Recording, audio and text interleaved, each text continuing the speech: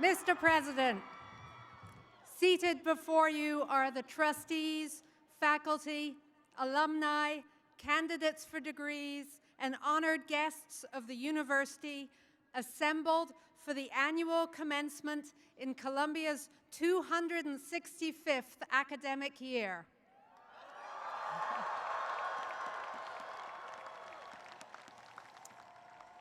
With your permission, Mr. President, the exercises will now begin. Please stand for the vocal performance of the national anthem by Alexa Green, Teachers College, class of 2019, and the American Sign Language performance by Shannon O'Brien, Teachers College, class of 2019.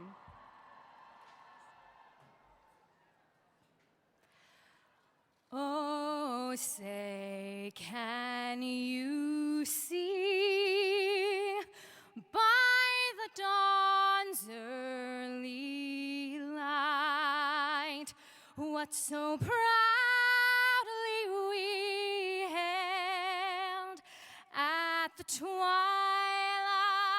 last gleaming, whose broad stripes and bright stars through the perilous fight o'er the ramparts we watched were so gallantly streaming, and the rockets' red glare, the bombs bursting in air, gave proof through the night that our flag was still there.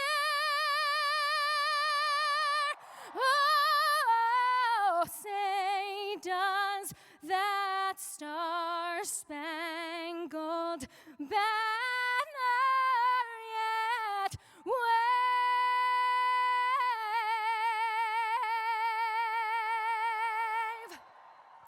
o'er the land of the free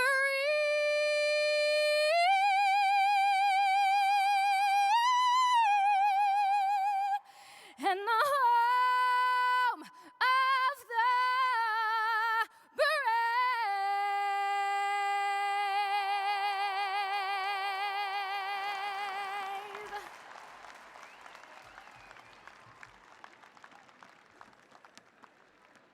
The opening words will be pronounced by Janelle Davis, University Chaplain. Please be seated.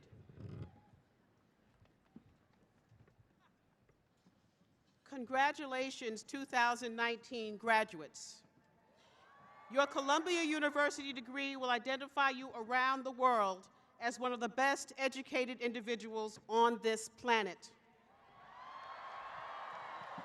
Graduates, this is a time for the brave, a time for people of goodwill, bold and courageous people to offer their hearts, minds, compassion, and skills to a world that is fractured and complex. We are a global network where actions and decisions in one nation may have immediate consequences and devastating impacts in many nations. The brave cannot and must not stand idly by in this time of global conflicts and domestic mistrust. In these challenging and critical times, you will give guidance on matters of international affairs, public policy, business, engineering, architecture, the arts, the humanities, the social and the natural sciences. You will give counsel on matters of law, justice, human rights, data science, economics, environmental science, social work, education, social media, and journalism. You will be on the vanguard of public health policy, research in neuroscience, gender, race, sexuality, and ethnic studies. You will lead us forward in addressing health disparities, dentistry, nursing, and medicine. You will write our stories, make our films, and delight our souls with poetry, dance, music, theater, and simply the human imagination. May you enjoy the blessings of lifelong learning, the demands of persistent, reasoned optimism, and the joys of daring dreams. Stay brave, be brave. May it be so. May it be so.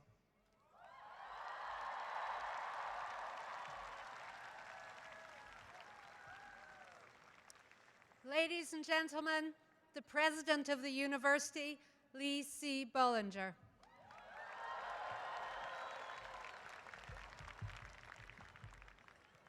On behalf of our proud trustees, our esteemed faculty, our distinguished alumni, our devoted families, our unparalleled friends gathered here and across the globe virtually, I welcome you to this very special moment in time. Today, we continue a 265-year-old tradition that binds us with a sense of pride, of hope, and of deep and never-ending curiosity. We initiate those who are committed to a world of openness and debate, who have learned the power of discovering the unknown, and who have accepted the great responsibility that comes with acquiring knowledge into a community steadfastly poised to shape our world for the better. At the end of our time together today, joining a legacy of those who have come before them, we will have a new class of alumni representing 16 distinct schools, along with our affiliate institutions of Teachers College and Barnard College.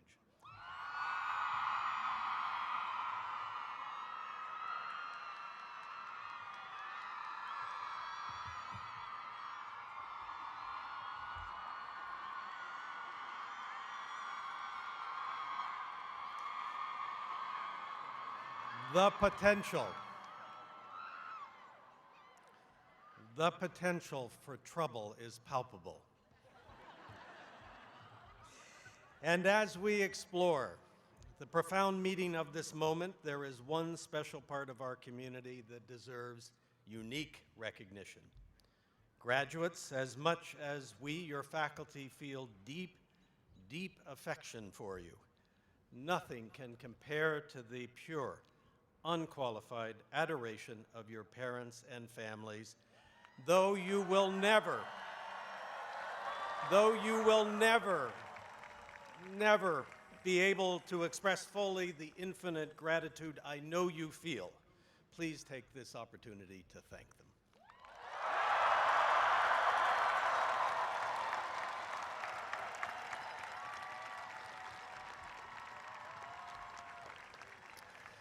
So my remarks today, I have three parts. I want to talk about the idea of the Academy, about the enemies of the search for truth, and about what we are to do. In awarding you the degrees in your respective fields, we recognize your academic accomplishments and now acknowledge your expertise in some area of study.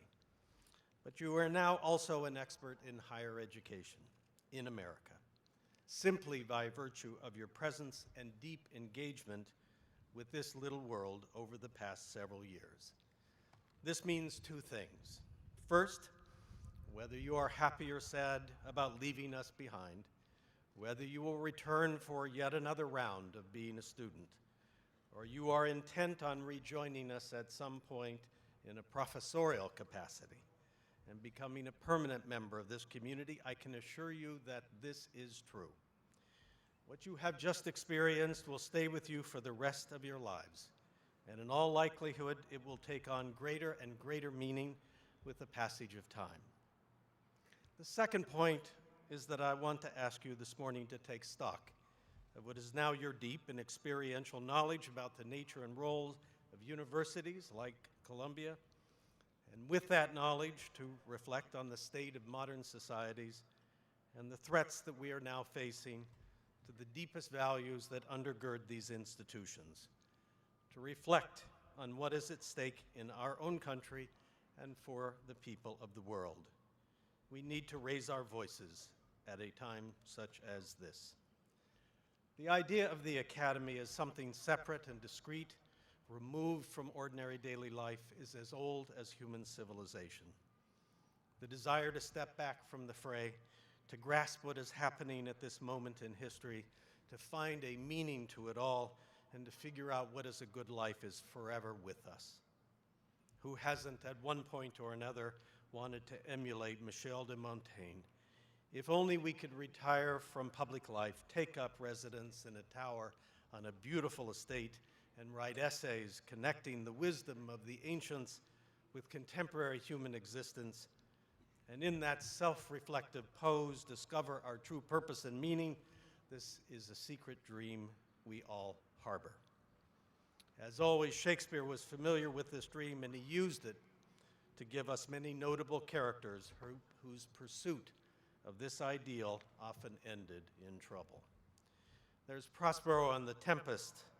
While the Duke of Milan, he wishes only to be, quote, transported and wrapped in secret studies.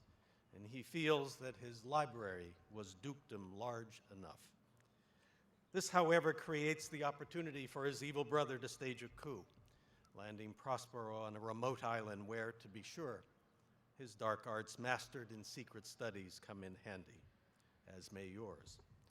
Or there's Ferdinand, King of Navarre, in Love's Labour's Lost, who enthusiastically enlists his three subordinates to join him as, quote, brave conquerors, who will forswear the baser impulses of love, food, and sleep in order to study and learn, only to be confounded in his dedication when he finds himself falling in love. I suspect that many of you during your time here have lived closer to the experience of Ferdinand than to Prospero. The advent of the modern American university, which largely happened over the last century, has been the institutionalization of that human dream. And this little physical space in which we gather together this morning is in many respects the near perfect fulfillment of that human vision. I know of no other that can match it. The columns, pillars, pediments, domes, classical inscriptions, ascending steps, granite and limestone and marble, and brick facades which surround us convey the message that this is its own universe, a place governed by a strictly observed code of academic inquiry, an insistence on open dialogue informed by an all-pervading skepticism and respect for the legacy of human achievement. Created about a century ago, the Morningside Heights campus represents the ideal of an ordered, classical, and even inward-looking world. To walk onto this campus is to feel one's IQ go up by 10 points. Part of the genius of this system of universities involves adding you into the mix. It is the combination of brilliant scholars who dedicate their lives to exploring what we know, might know, and must know about all things in the universe, who work daily at the edge of accumulated human knowledge, sheltered by the principle of academic freedom, guided by the norms of scholarly temperament, working within the decentralized governance structure of a university, together with the most brilliant and curious youth brought in from all over the world, to whom we teach everything we know so that they can go on with their lives and know even more. It is all this that creates the utterly unique context of the modern research university, and that unites the exhilarating, intertwined ambitions of scholarship and teaching. The structure and functioning of these institutions are unique. No other organization has ever been designed in these ways, nor would it seem to anyone sensible to do so. From the outside, it all looks ungovernable. From the inside, and I can singularly attest to this, it is ungovernable. And yet it works, and fabulously so. Over the course of the 20th and now 21st centuries, virtually every new discovery of significance emanated from our academic research institutions, which now number in the hundreds. My friend, our distinguished alumnus Warren Buffett, likes to say that the American system operates with a secret sauce that has brought this nation to the pinnacle of human success in maximizing the welfare of its people. But that secret sauce begins with the knowledge created right here. Over time, our great research universities drive human progress.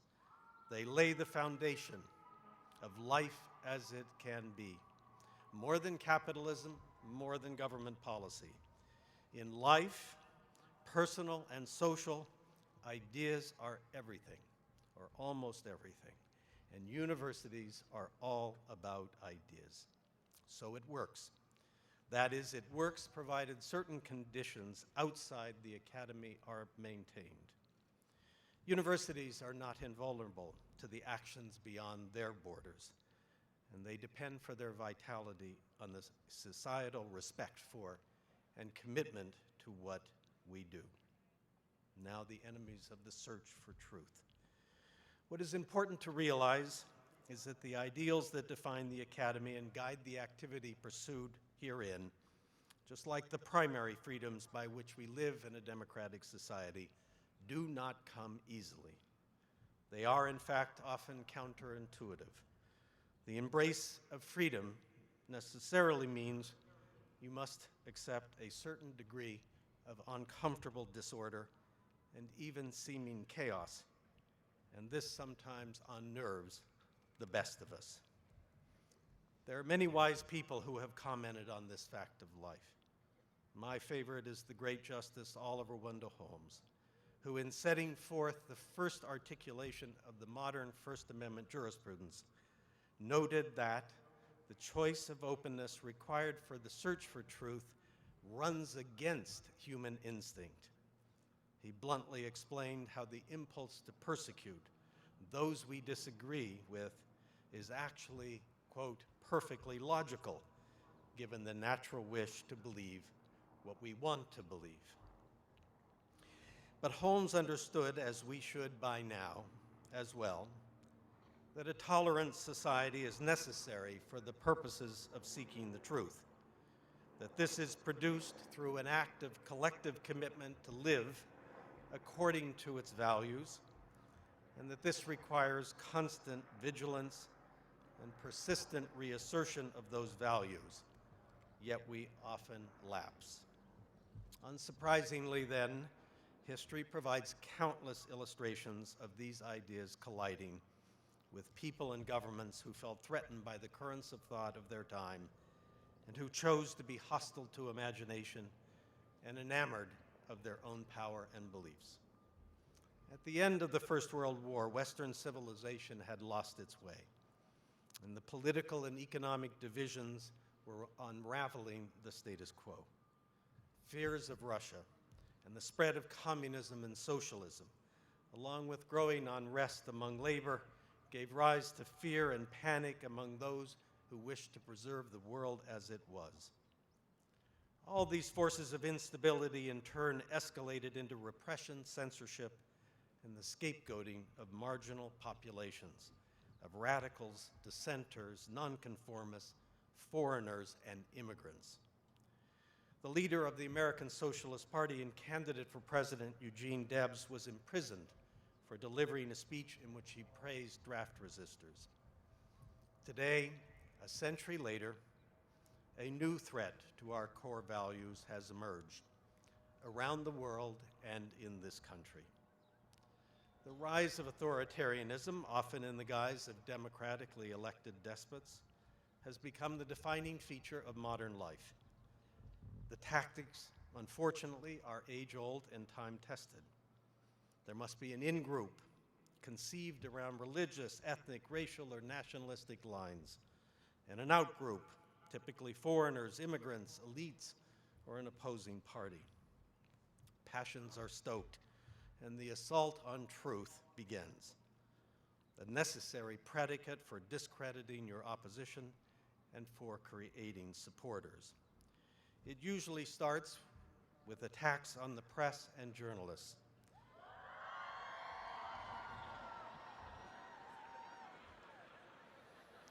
And then it moves to universities and students and professors.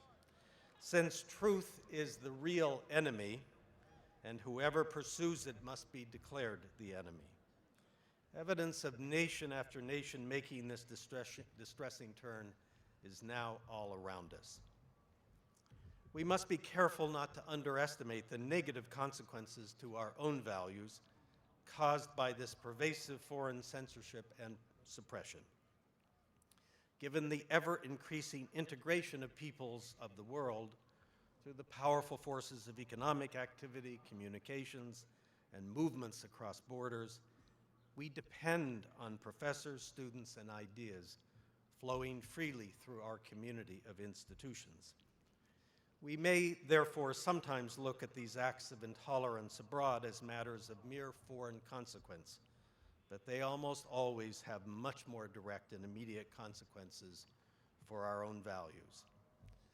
The most recent case that vividly makes this point is the hideous torture and murder of Jamal Khashoggi, a Saudi national and unsparing critic of that regime. A violation of international law and human rights? Yes, it certainly appears so. But it was potentially a violation of American law and the interests protected by those laws.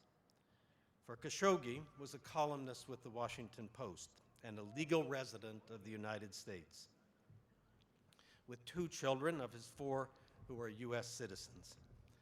As such, he was protected by the First Amendment for the things he said and for which he was killed. This is a crime under American laws against torture and violations of civil rights, for which there is extraterritorial jurisdiction to pursue prosecutions. So it is deplorable that no action has been taken in this country to bring his killers to justice and to vindicate US interests, a precedent that should concern us all. Of course, there are no shortage of attacks on truth and on truth seekers right here at home. The undermining of honest discourse has occurred so far, not through official acts of censorship, but more indirectly, if not very subtly, the means of suppression. The free press is labeled the enemy of the people. The irrefutable science underlying our understanding of climate change is portrayed as a fabrication propagated for political agenda. And universities are increasingly cast as incubators of intolerance and enemies of free expression, a sensationalist charge disproved by the consistent presence on university campuses, including Columbia, of controversial speakers from both the left and the right. Some might argue that these verbal attacks on the press and universities, as well as on all the other daily falsehoods that accompany them, are harmless, only a superficial attack without lasting consequence. For us, however, in a university where truth is everything, we cannot accept that characterization. It cuts to our core. So what are we to do? Fortunately, there is experience to guide us in our response, and nowhere is that experience more resonant than at Columbia. Precisely 100 years ago in 1919, during the chaotic and repressive post-World War I era I referenced earlier, a moment of civic peril laid bare a fight between imagination and ignorance. The fight was fierce and provoked 2 distinct responses, each of them worthy of special note, celebration, and emulation today. First, the United States Supreme Court took 3 cases, including that involving presidential hopeful Eugene Debs, and began interpreting the words, "Congress shall make no law abridging the freedom of speech or of the press." It took the court and the nation another 50 years to get it right, with the special help of the civil rights movement and the women's movement. But finally we did. And when it all came together, the United States had created the greatest shield for freedom of thought and of expression of any nation in history. The search for truth became its core, animating idea, and American universities flourished over time to institutionalize and idealize that way of life. Also in 1919, at the more local level, on this campus, a new year-long required course for Columbia freshmen was launched called Contemporary Civilization. Though today we know CC is the genesis of the famed core curriculum, then it was nothing more than a bold experiment in higher education. The objective, reflected in the course name, was to apply learning and reason derived from classic texts to the problems facing society in the aftermath of a cataclysmic war. The idea was to double down on the academic mission, and it has made a difference as generation after generation has attested to its value in creating an open mind and intellect. Both of these century-old intellectual innovations arose from the same sensibility. Both assume that the best side of human nature includes the desire to learn and to live by the truth and to acquire and create knowledge.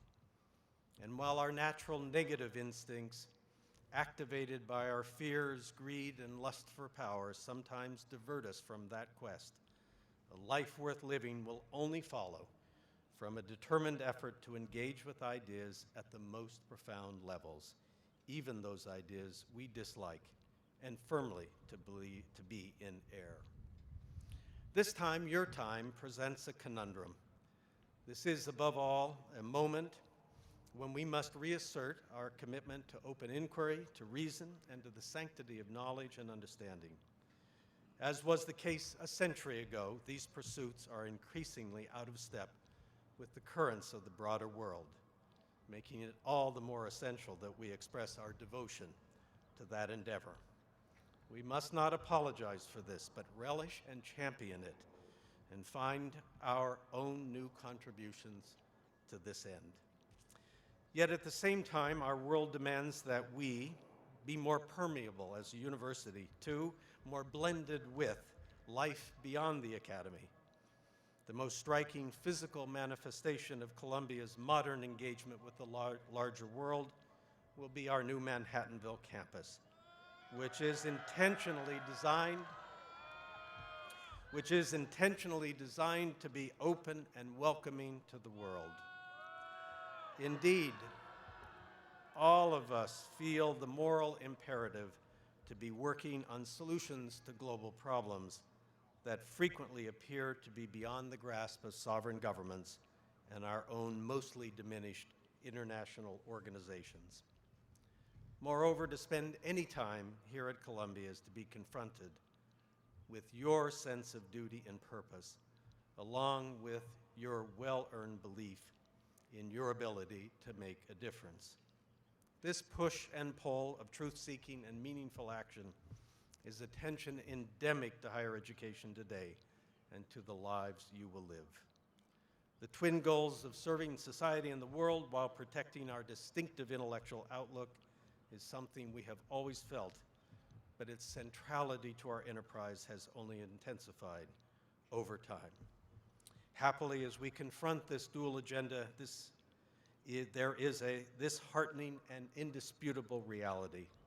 No group of graduates could be better equipped to navigate this precarious path than you. After all, you chose to attend Columbia at the beginning of a journey that one finds its conclusion today. And you elected to become part of a university that for 265 years has been distinctively defined by its commitment to addressing the insistent problems of the present. One of the legacies of receiving a world-class education is the sobering awareness of the inadequacy of our knowledge. Some years ago, one of the people I admire and respect most, our architect Renzo Piano, had just turned 70, and I asked him what it felt like. He said that, as much as he had thought about and prepared for that moment, it still came as a shock. Now, I can attest to that feeling of shock. But more than anything, he said, it made him feel that our proper lifespan should be 210 years. 70 to learn, 70 to do, and 70 to teach the next generation. This lovely description captures an elementary fact of life. A good life always has the feeling that we are learning more and more as we go, and that we could do even better if we just learned a bit more. I hope that you are fortunate enough to carry that spirit of life with you, and we must hope together that it continues to define this nation and the world in the century ahead. On behalf of Columbia University, I extend to all our graduates, the centennial class of 2019, our warmest congratulations. Thank you.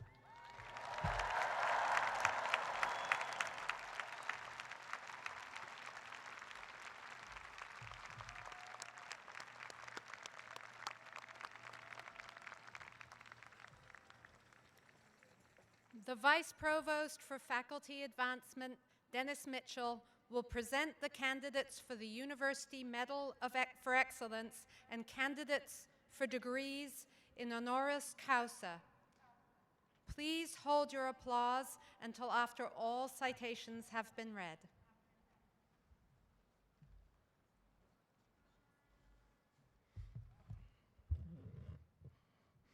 Mr. President, I have the honor to present Molly Ola Penny for the University Medal for Excellence.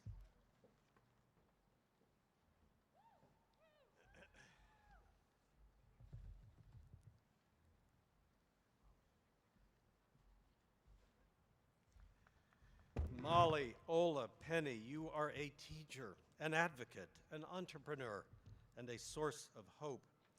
At age 23, you founded the Global Autism Project, an organization that now operates across the globe and has changed thousands of lives for the better.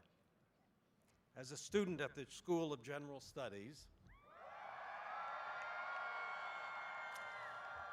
you examined the fears and the stigma surrounding children with autism. As an alumna, you have made use of that knowledge and provided a personal example of public service and global citizenship befitting the school's mission. Columbia is proud to honor you with the University Medal for Excellence.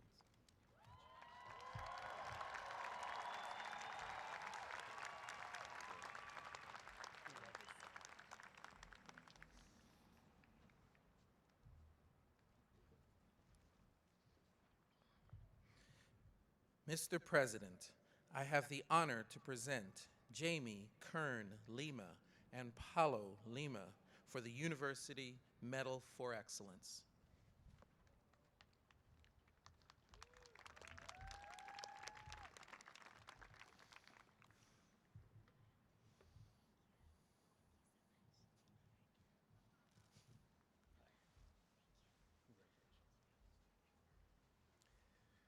Jamie Kern Lima and Paulo Lima, you are distinguished not only by your considerable achievements, but also for receiving this award as a couple, and for good reason.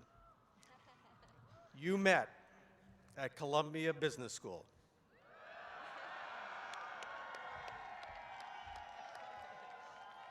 And launched IT Cosmetics from your apartment with a business plan created on your own honeymoon. 8 years later, L'Oreal acquired it for a record sum. Your belief in a cosmetics line that would go beyond skincare to raise self-esteem was the inspiration that sustained you through serial rejections. And you have been rewarded for your perseverance. For your drive, dedication, and commitment to innovation, Columbia is proud to honor you with the University Medal for Excellence. Congratulations.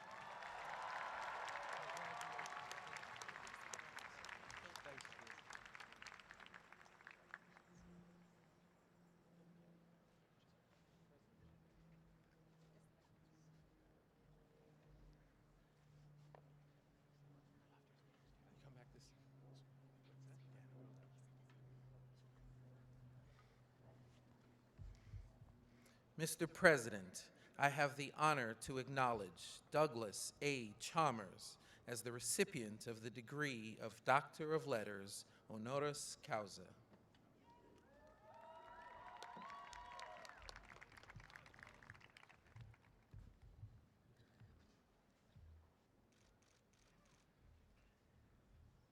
Douglas A. Chalmers, for more than 50 years, you have been one of Columbia's most beloved colleagues, teachers, and mentors.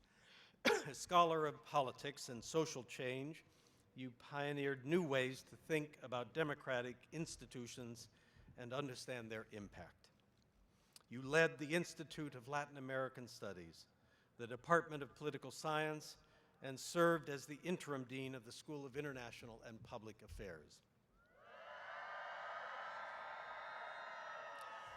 You devoted yourself to enriching students' experiences, work you have described as the greatest good a university can achieve. For reminding us through your example of our first responsibility as educator, Columbia is proud to present you with the degree of Doctor of Letters, honoris causa. Congratulations, Doug Chalmers.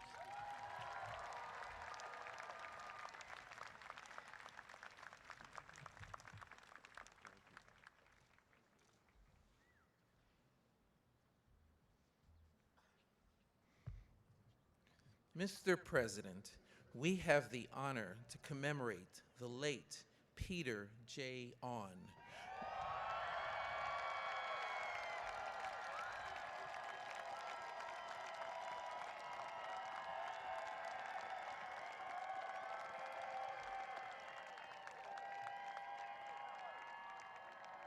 With the posthumous degree of Letters honoris causa.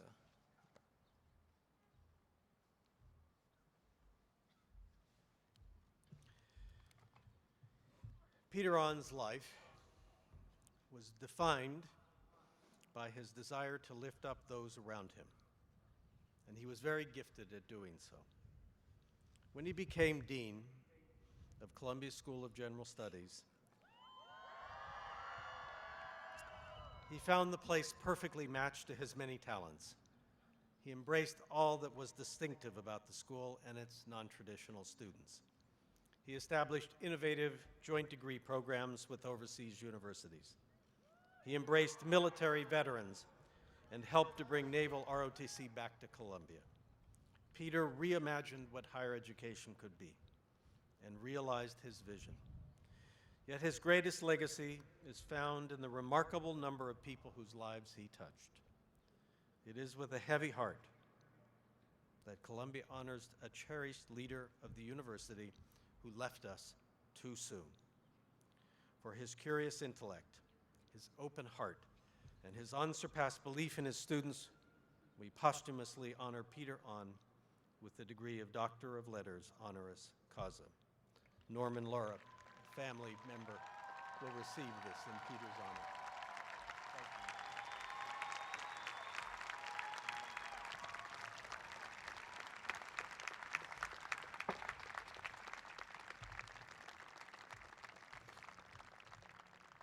Mr. President, I have the honor to present Karen Brooks Hopkins as a recipient of the degree of Doctor of Laws, honoris causa.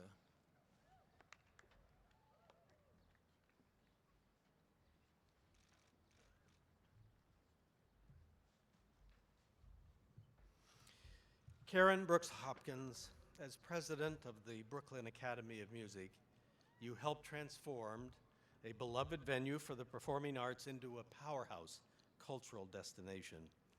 You expanded its physical footprint, challenged convention, celebrated young artists, and made BAM an accessible resource for its local neighborhood, as well as an international center for arts and culture. Near the close of your tenure, BAM announced a landmark architectural project to link all of its buildings, a fitting capstone to a career of bold leadership, for creating a spellbinding world of imagination and creativity, and leading it to greatness. Columbia is proud to honor you with the degree of Doctor of Laws, honoris causa. Congratulations, Karen Brooks.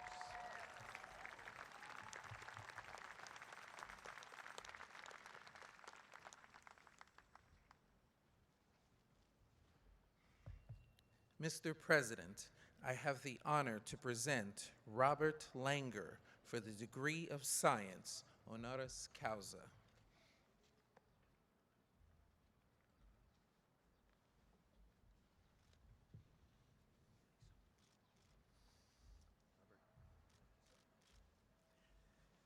Robert Langer, it is very likely that among those gathered before us are individuals who have you to thank for saving their lives. You are a chemical engineer who revolutionized the treatment of different types of cancer and of many other conditions, including diabetes, schizophrenia, and heart disease. You have been a pioneer in the field of tissue generation and a leader in the use of nanotechnology to dispense medicine. You are an institute professor at the Massachusetts Institute of Technology and an entrepreneur with more than 1,000 patents issued and pending. Your laboratory has launched some 40 businesses. For your life-saving work as a scientist, scholar, and inventor, Columbia is proud to present you with a degree of Doctor of Science, honoris causa. Congratulations.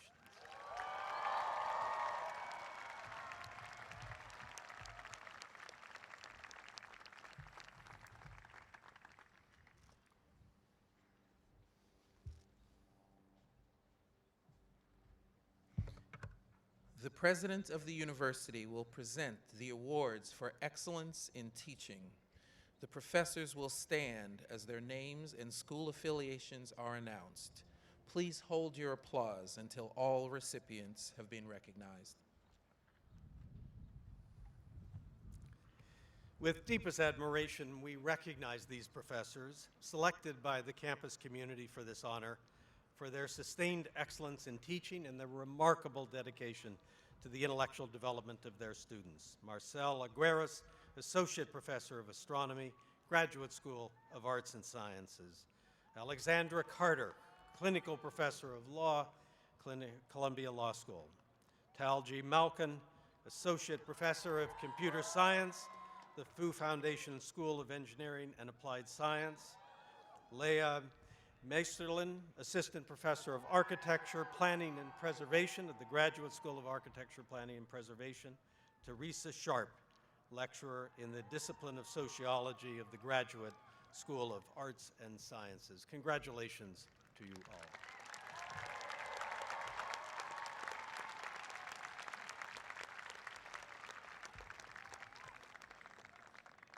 The President of the University will present the 2019 Alumni Medalists. The alumni will stand as their names are announced. Please hold your applause until the recipients have been recognized. The Alumni Medal is the highest award bestowed by the Columbia Alumni Association in recognition of distinguished service and commitment to the university. I am very pleased to recognize the 2019 Alumni Medal recipients for their extraordinary dedication to Columbia. Armin Adams, Columbia College; Brenda Aiken, Barnard College; Vagelos College of Physicians and Surgeons; Mariam Banakaram, Barnard College School of International and Public Affairs in the Columbia Business School.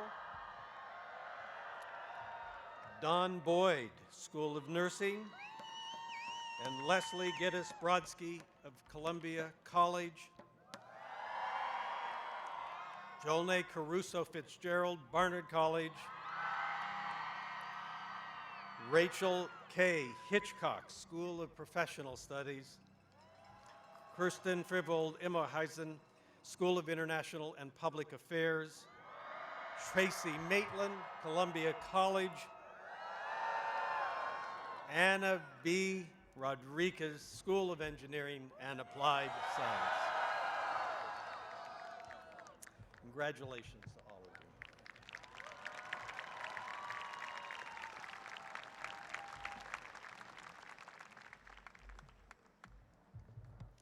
And now, a message of congratulations from the chair of the Columbia Alumni Association, Rita Pietropin-Kitt. Well, good morning, everyone. My name is Rita Pietropinto-Kitt. I'm a graduate of Columbia College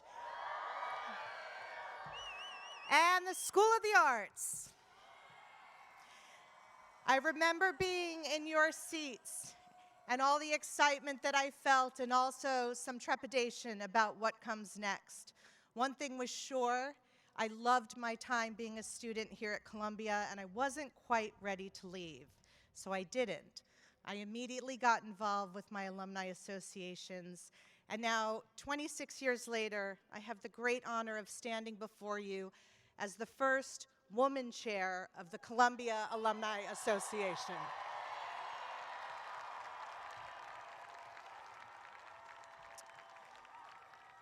The CAA is a powerful worldwide network of more than 350,000 bright, talented, and diverse alumni, graduates of all schools of Columbia, a group that you are now a part of, and we are so excited to welcome you. While you graduate as students today, you are alumni forever. And I can't wait for you to experience the lifelong benefits of the CAA. Whether you are staying in New York or moving abroad to a new city, you will always have this built-in, inspiring community of Columbians that span the globe, ready to embrace you and provide connections. The CAA offers robust, intellectually enriching resources, dozens of exclusive perks, hundreds of events, and more than 100 regional clubs and special interest groups for you to become a part of. And most importantly, it is a vibrant social network to celebrate our pride and spirit of Columbia. As an alumna involved with the CAA, my connections with my alma mater have only deepened over time, as has my love for this great university. Within the CAA, we have a unique experience to be a part of our specific school, immersed in our own disciplines, but then to harness the vibrancy and the talents of this greater university community and celebrate our unity in that diversity, creating connections across professions and backgrounds. Together as alumni, we will build, belong, and bond in years to come. Remember always that we are all Columbia. Go into the world and bring Columbia with you, and then remember to come back and bring back to Columbia all that you have learned in the world. Congratulations, class of 2019, on your graduation, and a very warm welcome to your Columbia alumni community.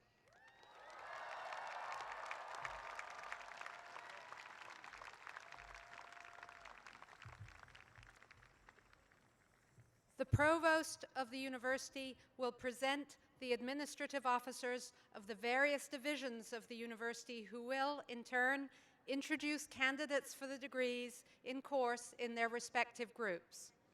Those candidates will be expected to rise as they are being introduced.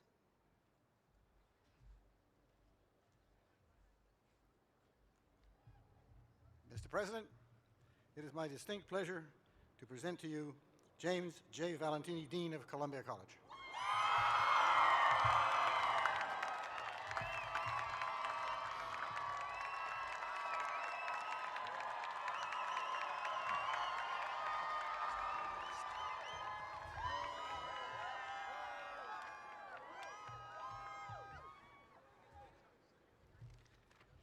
Mr. President, standing before you are the 1,213 graduates, yes, standing, of the Columbia College class of 2019 who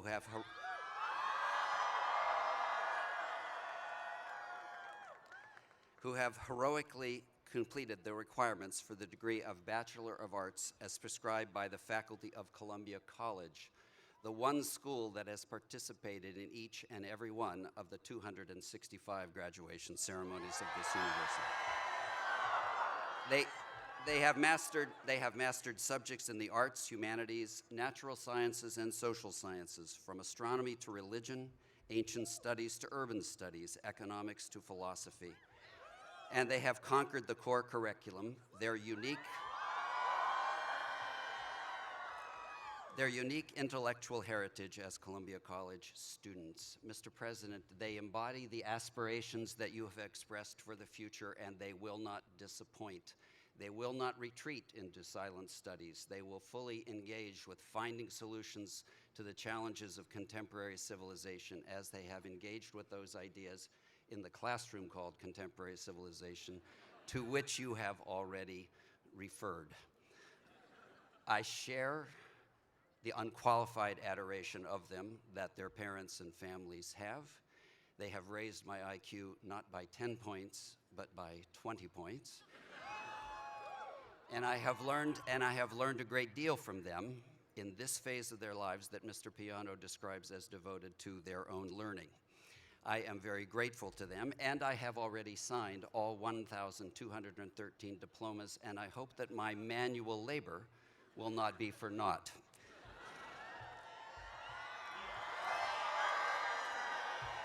I would beg you, sir, I would insist, I would demand that you grant them this degree, which they richly deserve, along with the rights and privileges thereto attached.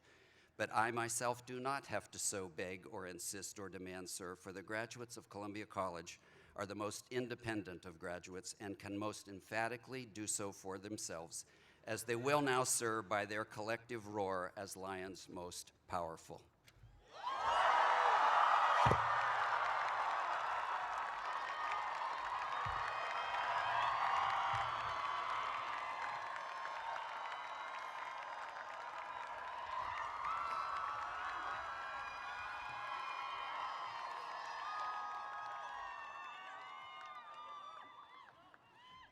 Mr. President, it is my distinct pleasure to present Mary C. Boyce, Dean of the Fu Foundation School of Engineering and Applied Science.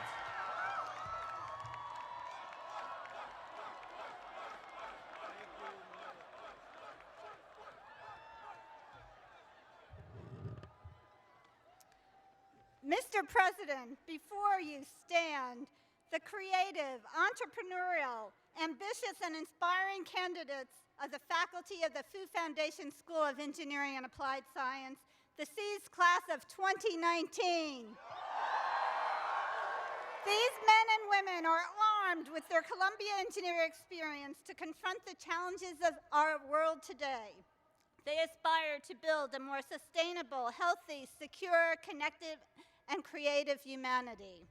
They nano-engineer materials for energy harvesting and storage and membranes for water purification. They tissue engineer devices for drug discovery. They computationally engineer algorithms to optimize transportation systems. And they micro-engineer light and sound to image and treat our brain and revolutionize our telecommunications. They will make our cities smarter, our connections stronger, our infrastructure greener, our technology fair, and our communications and information secure. These hammer-waving engineers and applied scientists who stand before you today, they are not 3D printed or autonomous. These learners, or mechanically activated and chemically responsive, mathematically optimized and physically limitless, materially inventive and computationally animated, environmentally sensitive and civilly active, data-driven, industrially revolutionary, operationally reactive, yet financially engineered and secure. They are biomedically enhanced and electrically empowered.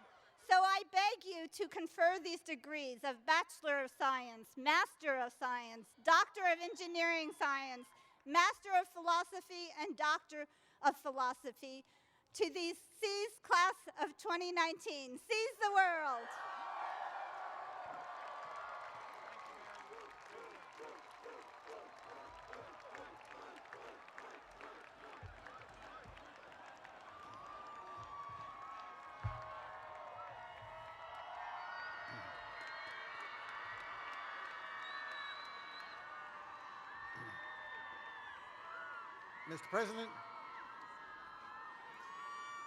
Mr. President, it is my pleasure to present Sian Baylock, President of Barnard College.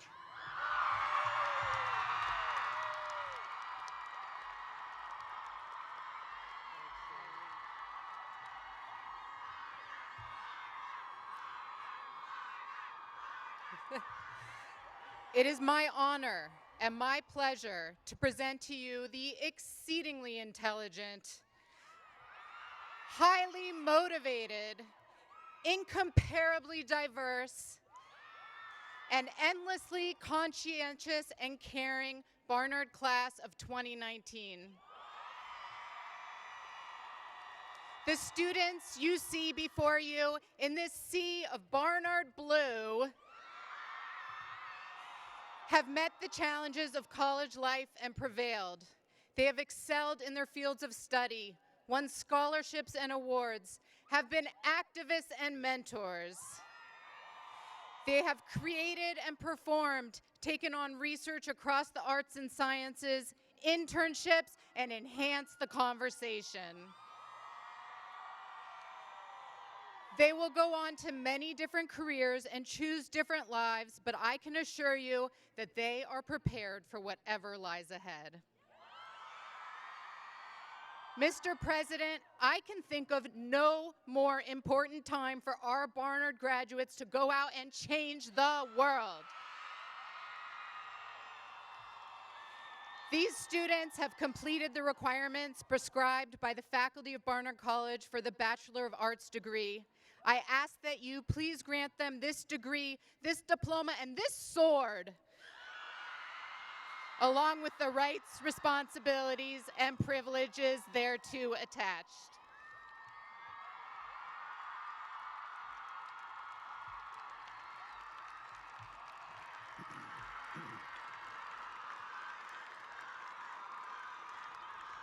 Mr. President,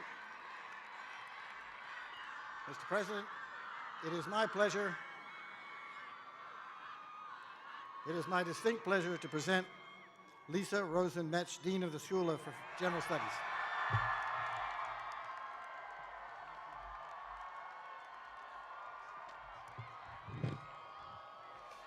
Mr. President, before you to your right on Low Plaza stand the highly accomplished and extremely energetic candidates of the Columbia University School of General Studies.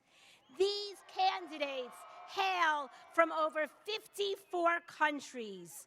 We are so proud that the class of 2019 is comprised of 104 veterans of the U.S. Armed Services, one of the largest cohorts ever to graduate at an Ivy League university since World War II. Many of these candidates are the first members of their families to go to college. We have actors, dancers, artists, chefs, athletes, and entrepreneurs, international military veterans. We have parents and students who have excelled in the face of adversity. we have candidates from our innovative dual degree programs with Sciences Po, the City University of Hong Kong, and the Jewish Theological Seminary. These students who follow the untraditional path complement life experience with intellectual abilities and truly make Columbia unique and make the Columbia undergraduate classroom like no other.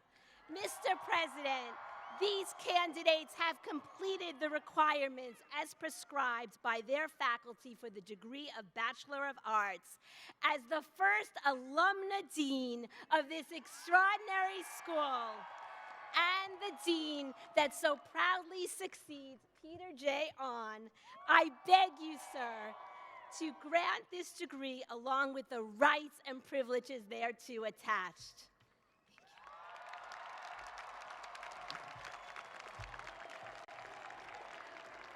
Mr. President, I have the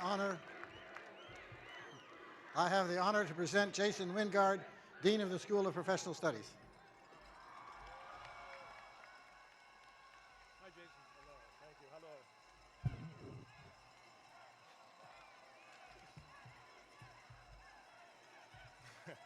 Hello. Mr. President, before you stand the 1,468 exceptionally bright, globally ambitious, collaboratively innovative, widely engaged, and loud and proud candidates of Faculty of Professional Studies who have completed the requirements prescribed by the faculty for the degree of Master of Science.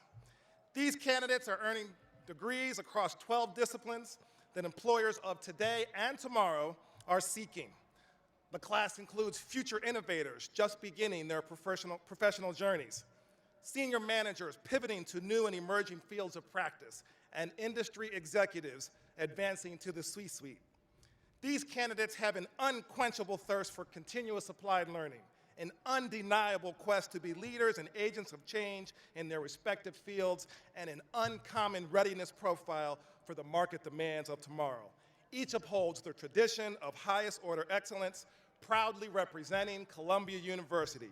And so I beg you, sir, to grant them this degree along with the rights and privileges thereto attached. SPS!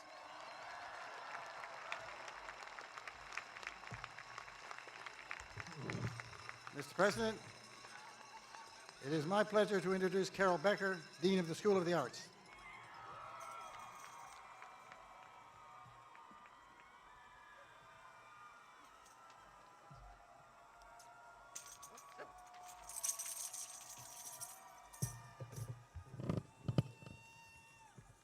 Mr. President, over there, quite predictably, on the extreme left, stand the wildly talented candidates of the Faculty of the School of the Arts in film, theater, visual arts, sound art, and writing.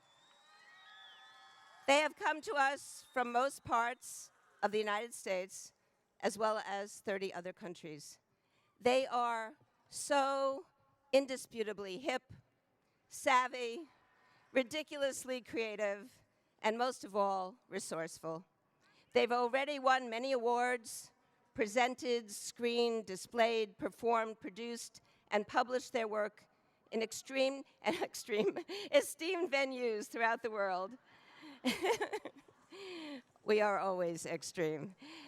And while accomplishing all this, they have miraculously completed the requirements prescribed by the faculty for the degrees of Master of Arts and Master of Fine Arts. Mr. President, these artists are so very ready to take flight, to leave us for the extremely exciting, challenging, and definitely more glamorous worlds of Hollywood, Berlin, Cannes, Broadway, the Public Theater, BAM, thank you, Karen, the Venice Biennale, the Whitney Biennale, and the New York Times bestseller list. I promise you, they are fearless.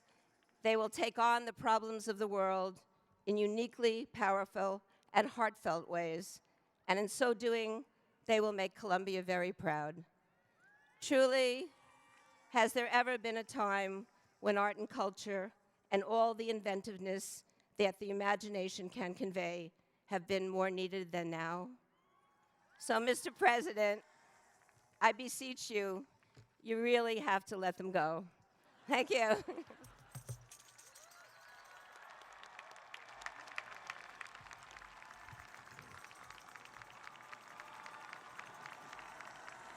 Mr. President,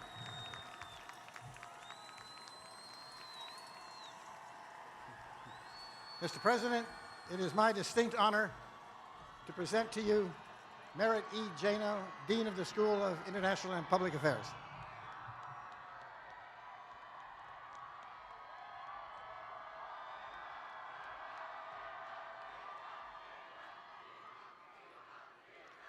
Mr. President, before you stand the 802 candidates of the Faculty of International and Public Affairs. They come from nearly 80 countries, and they have completed the requirements prescribed by the faculty for degrees of Masters of International Affairs and Public Administration. These are knowledge seekers. They are advocates for rigorous, evidence-based analysis, a global perspective, deep knowledge of the United States and regions of the world. They are individuals with energy and resolve to address the world's greatest challenges. They are future leaders who think about problems and solutions at all levels, whether to improve cities or the governance of countries or corporations, improve environmental conditions on the planet, stabilize economies and support economic growth, address humanitarian crises, reduce conflict, manage geopolitical tensions, foster sound financial systems, or use entrepreneurship for public purpose. They will apply what they have learned at Columbia to drive ideas into action across the world. And for this, I ask you, sir, please grant them the degrees along with all the rights and privileges thereto.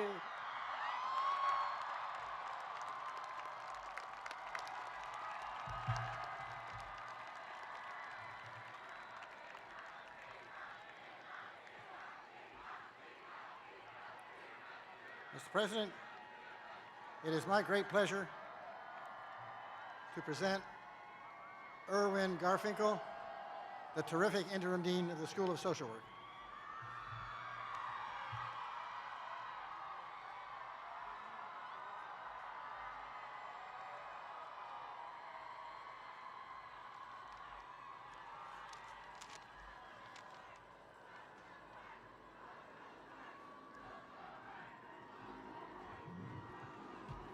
Mr. President,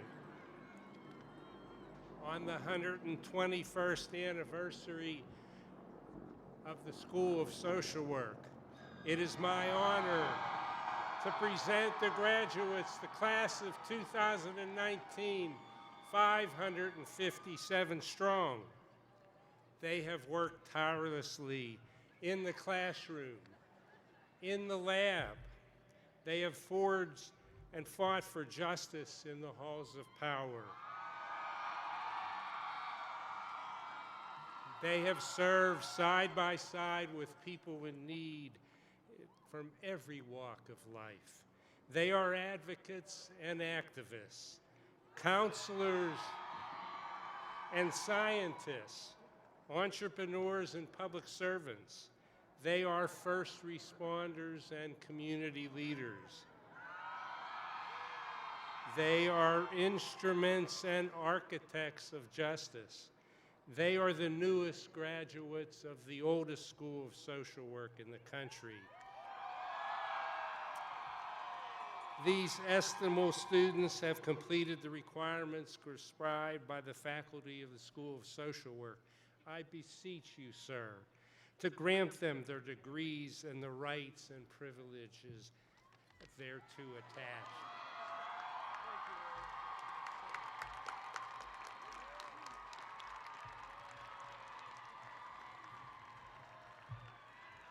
Mr. President, it's my pleasure to present Christian S. Stoller, Dean of the College of Dental Medicine.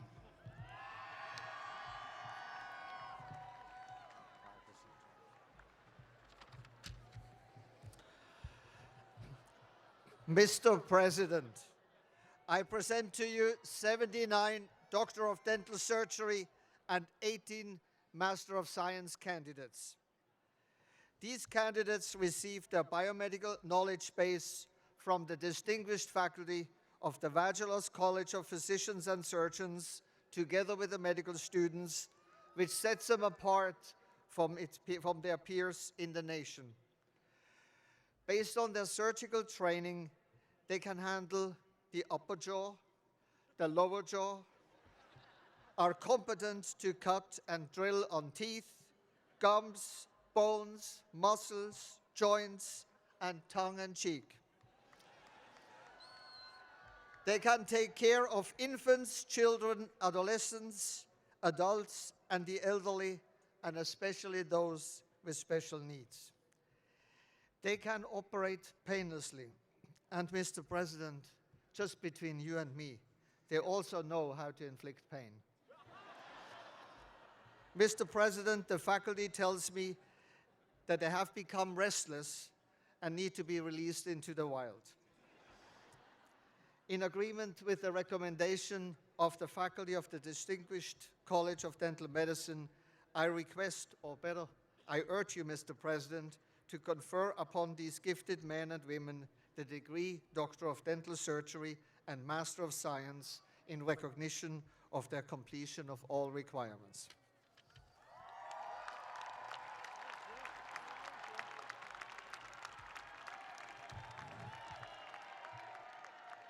Mr. President, it's my pleasure to introduce R. Glenn Hubbard, Dean of the Columbia Business School.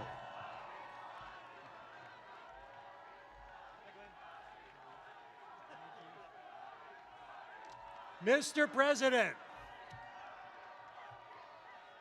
President, before you stand, the loud, the entrepreneurial, the opportunity-friendly candidates of the Faculty of Business, I want you to take stock of my bond, sir, and I want you to look on with interest and accept my warrant. These amazing people have completed the ridiculously complex requirements prescribed by our faculty for the degrees of Master of Business Administration and Master of Science. I beg you, sir, really, to grant these young Columbia dividends their degrees, along with the rights, the privileges, and the responsibilities thereto attached.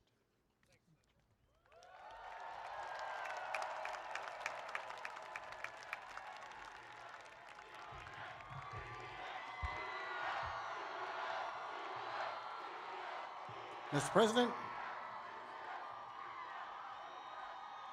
it is my pleasure to present to you Stephen Cole, Dean of the Graduate School of Journalism.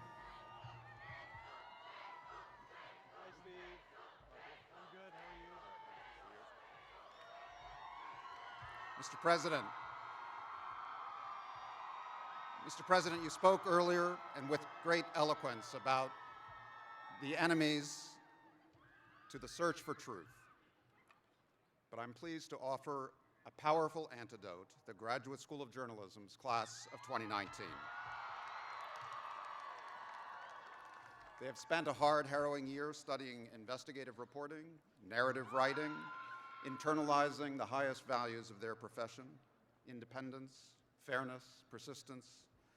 They've also learned that a slug is not only a mollusk, that a budget is not only a fiscal plan, that it's better to be right than first, and that when journalists do their jobs, the politicians we elect will eventually face the truth.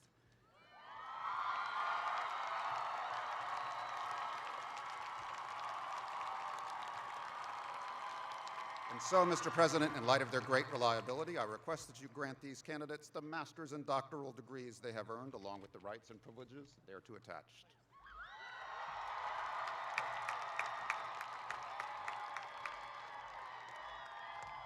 Mr. President, it's my pleasure to introduce Thomas R. Bailey, President of Teachers College.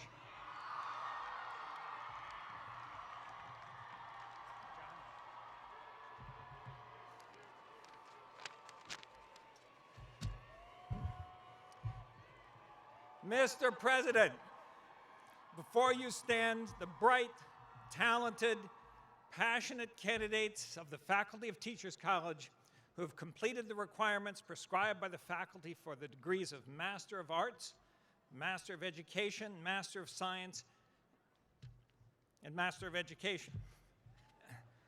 They also are basking in pride at that wonderful, incredible performance of the national anthem by their classmates, Alexa Green and Shannon O'Brien.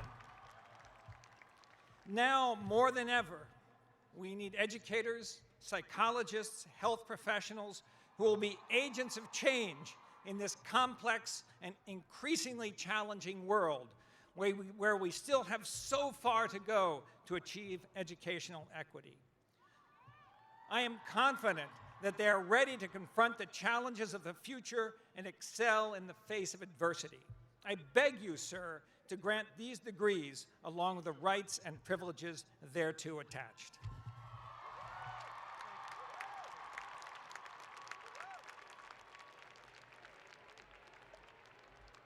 Mr. President, it's my pleasure to introduce to you Amal Andreos, Dean of the Graduate School of Architecture, Planning, and Preservation.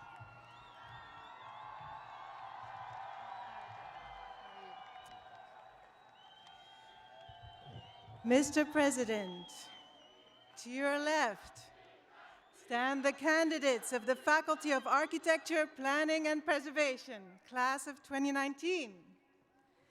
These students are visionaries. They travel through scales of space and time, interpret beyond contexts and cultures, defy gravity and levitate buildings, grow materials and tame concrete jungles. They are digital pioneers, makers par excellence, artists by nature, urbanists by conviction, activists by duty, and entrepreneurs by design. They have the power to render the immaterial tangible, the ordinary extraordinary, the urban natural, and the imagined real, drawing together the future of architecture, cities, and the environment. They have boldly, brilliantly, and inspiringly completed the requirements prescribed by that faculty for the degrees of Master of Architecture and Master of Science. Their resilient optimism is contagious. I beg you, sir, to grant them these degrees along with the rights and privileges thereto attached.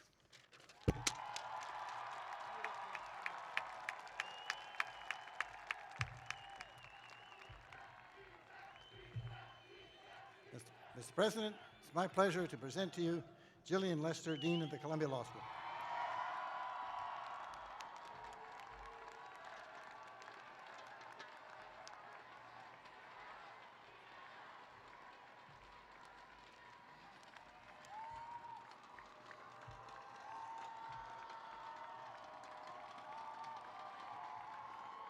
Mr. President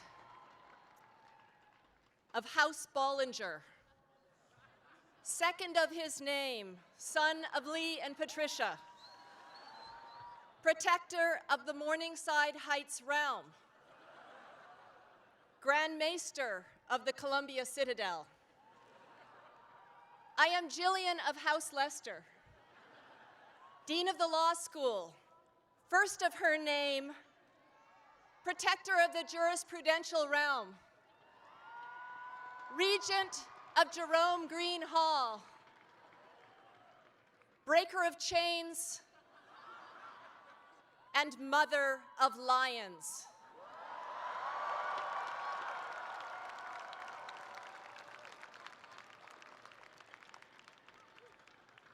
Before you sit the vanguard of brave and indefatigable souls who have this very morning crossed the narrow sea of Amsterdam Avenue, thereby signifying their triumphal completion of the requirements set forth by the Faculty of Law for the degrees of Juris Doctor, Master of Laws, and Doctor of Laws.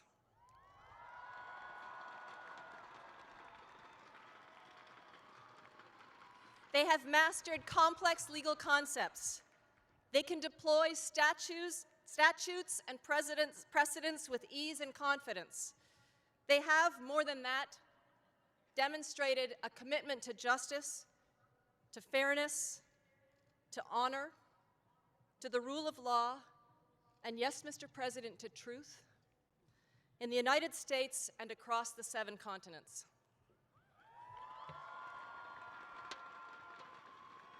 They have shown themselves to be brilliant, rigorous, and compassionate, and they will never bend the knee to injustice or despotism.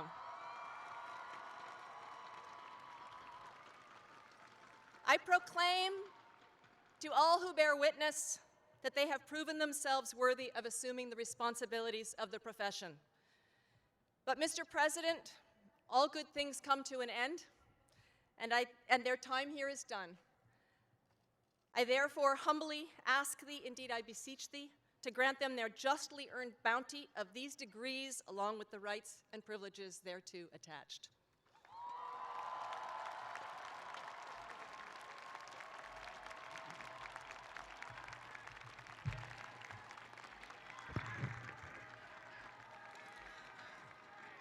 Mr. President, it is my pleasure to present Lee Goldman, Executive Vice President and Dean of the Faculties of Health Sciences and Medicine and Chief Executive of Columbia University Irving Medical Center.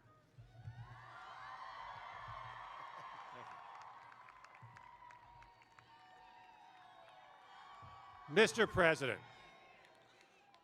on behalf of the faculty of Columbia's Vagelos College of Fabulous Physicians and Superb Surgeons, I'm proud to present the candidates who've been undaunted as they completed our ridiculously rigorous requirements for master's or doctoral degrees of human nutrition,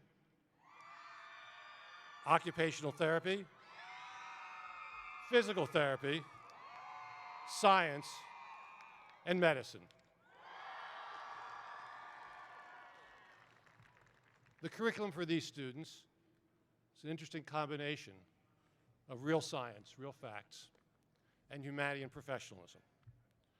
And they may seem young today, but tomorrow, or certainly within less than a month when the medical students start their internships, we'll be relying on them. Whether your diet's not quite right, or you've got poor eyesight, whether you have an ache in your back, or an acute heart attack, whether your arteries are sclerotic, or your psyche is neurotic, whether your baby has a cold, or grandma's getting old. And given modern science, even if you get cancer, they'll have the answer. So please, Mr. President, I beg your consent, grant each their diploma before I slip into a coma.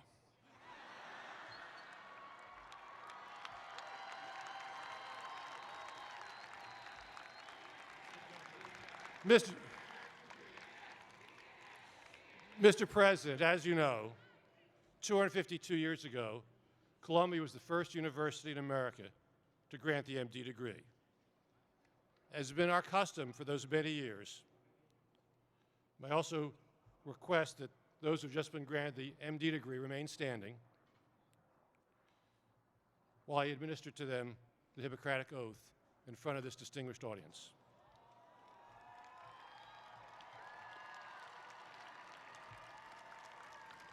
Now, Mr. President, I want to assure you this year's graduates are prepared to recite the oath by heart in the original ancient Greek. But I beg your permission today to allow me to administer them the oath today in English. Now, therefore, we call upon you, as we have at Columbia for more than 250 years, and has been done worldwide for more than 2,500 years, the oath of Hippocrates. If you swear to these things, please bow your heads in a sign of acquiescence. I solemnly swear, by whatever I hold most sacred, that I will be loyal to the profession of medicine and just and generous to its members, that I will lead my life and practice my art in uprightness and honor, that into whatever so house I shall enter, it shall be for the good of the sick, to the utmost of my power, holding myself far aloof from wrong and corruption, and from tempting of others to vice, that I will exercise my art solely for the cure of my patients, will give no drug or perform no operation for an unworthy purpose, even if solicited, far less suggested, that whatsoever I shall see or hear of the lives of my patients, I will keep inviolably secret. So graduates, if you keep true to this, your oath, may good repute ever be yours. The opposite should you prove yourselves forsworn. Congratulations and welcome to the profession of medicine.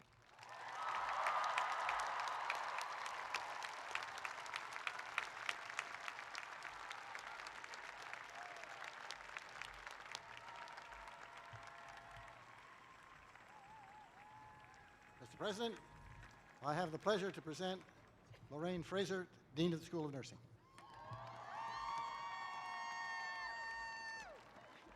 Thank you. Mr. President, before you stand the candidates of the 2019 graduating class of the School of Nursing.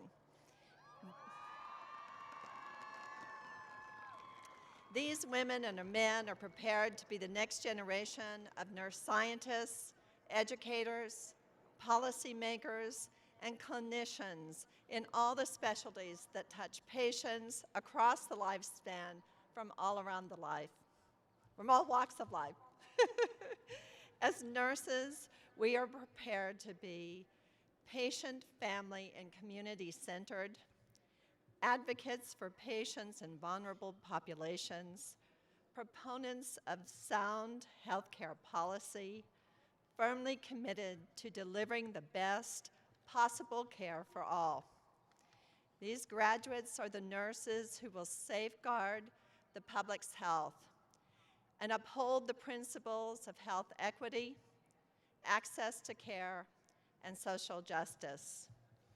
Because of the vital role they will play in the advancement and delivery of health care, I beg you, sir, grant them the degrees in the Masters of Science, Doctorate of Nursing Practice, and Doctorate of Philosophy, along with the rights and the privileges thereto attached.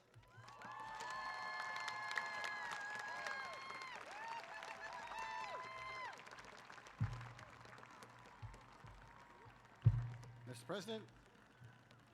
President, it is my pleasure to present Linda P. Freed, Dean of the Mailman School of Public Health.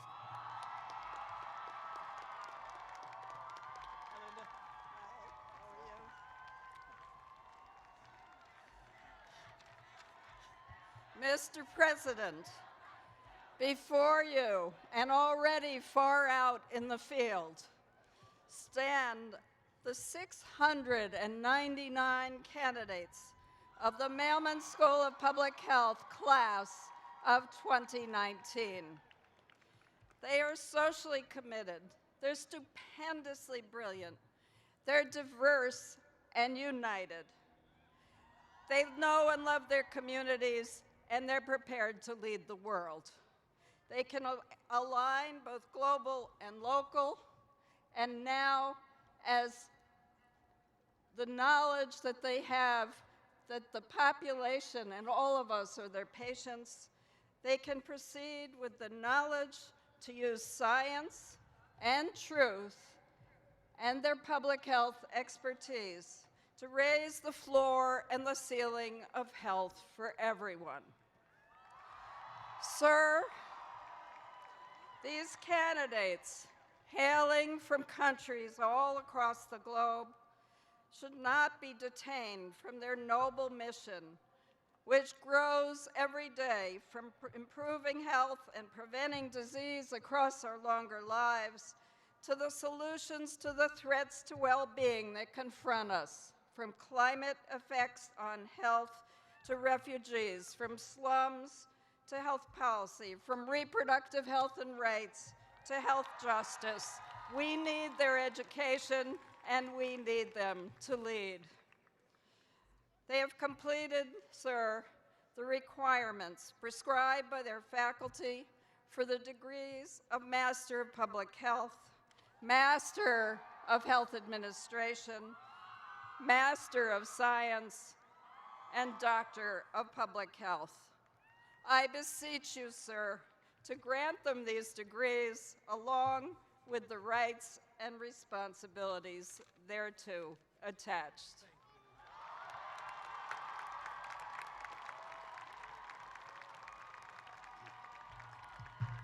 Mr. President, it's my pleasure to present to you Carlos J. Alonso, Dean of the Graduate School of Arts and Sciences.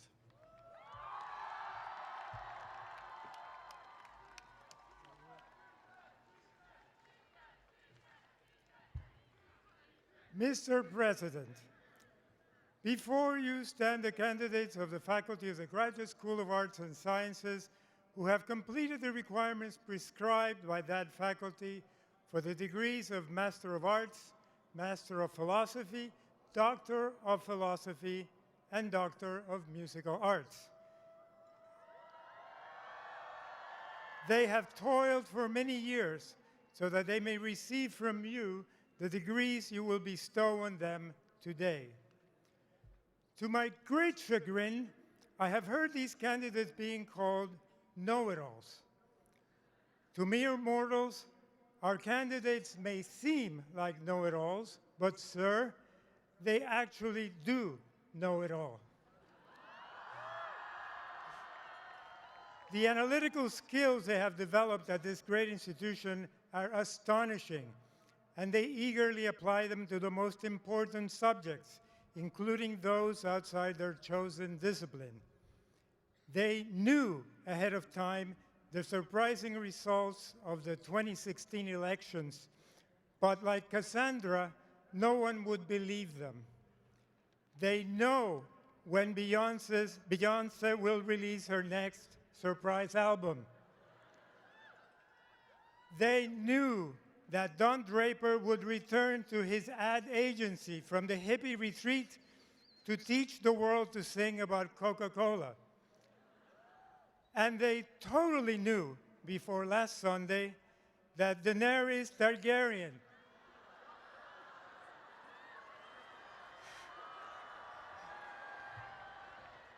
mother of dragons, protector of the seven kingdoms, would have a real tough time making it to the Iron Throne.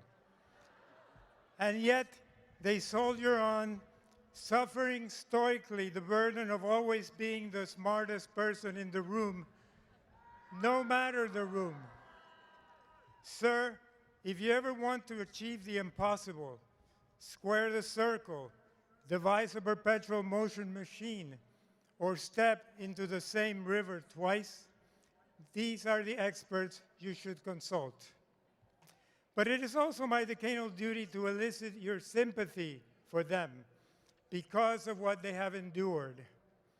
At every family gathering, they have had to contend repeatedly with difficult questions, such as, will you ever be done with that thesis?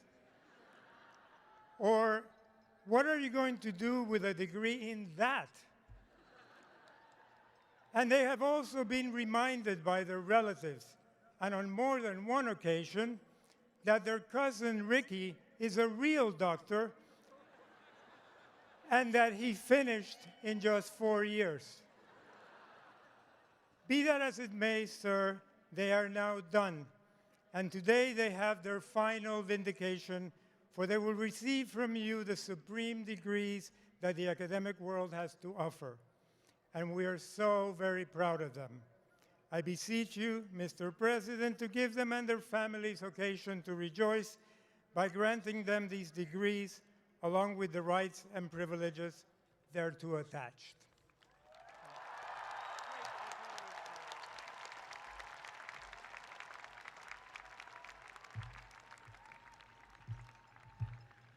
Will all candidates for degrees in course rise for the conferring of degrees by the President, please?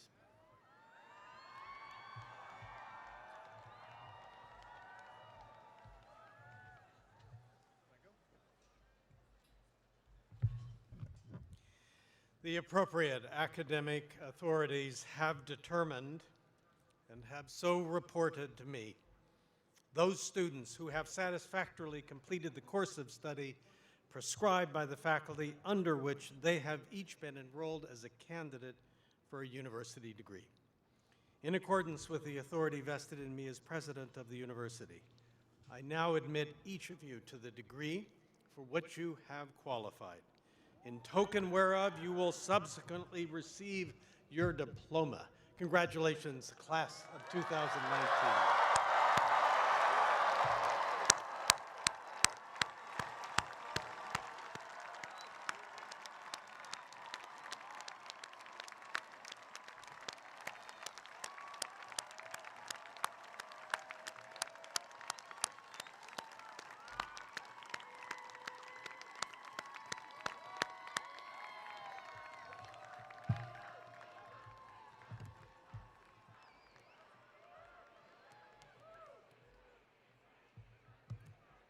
Please now rise and join the Columbia Cliffhangers in singing of Stand Columbia.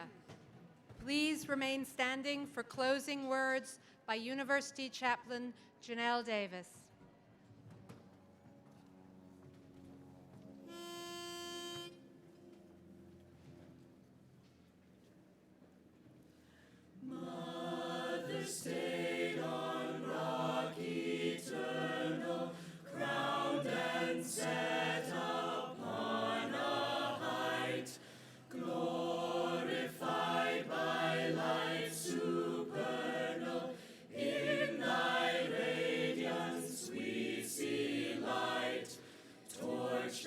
Children's lamps to kindle, beacon star to cheer and guide.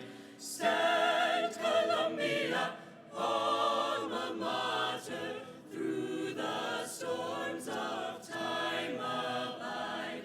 Stand Columbia, alma mater, through the storms of time abide. Honor, love, and veneration, crowned forevermore thy brow. Many a grateful generation hail thee as we hail thee now, till the lordly Hudson seaward cease to roll his heaving tide. Stand Columbia, alma mater, through the storms of time abide. Stand Columbia, alma mater, through the storms of time abide.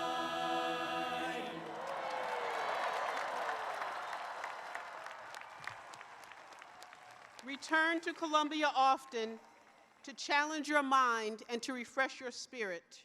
Safe travels and Godspeed. Stand Columbia.